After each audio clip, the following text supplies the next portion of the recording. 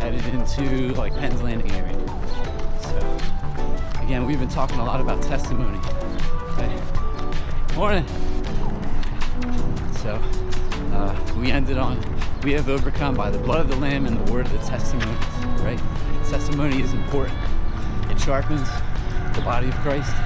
It also encourages those that may need some encouragement along the way, as well as for those that may have never heard what Christ has done in their life, right? So I shared a little bit about, I went through ankle reconstruction, right? I was bedridden for about 3 months. Meanwhile, I was still working on getting my bachelor's in science,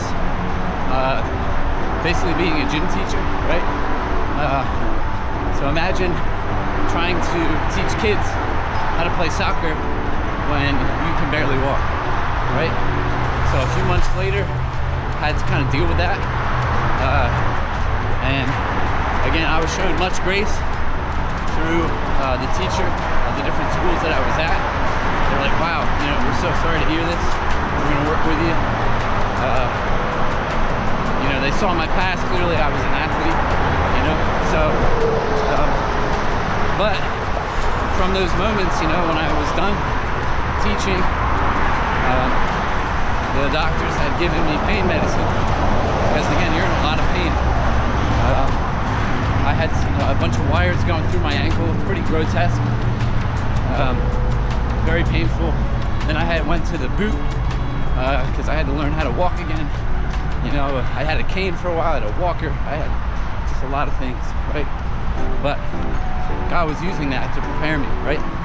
Really putting my sin to death, right? At least the choice of choosing sin, right?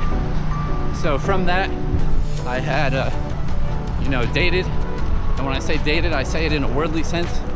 I dated too much. I did things that you're only supposed to do in marriage. And it was no good, right? It was bad.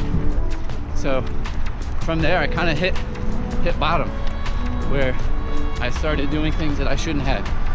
The Bible talks about alcohol. It's not bad, but it causes you to sin. Don't drink it, right? Don't become a drunkard, right? I abused that, and just got to be really ugly.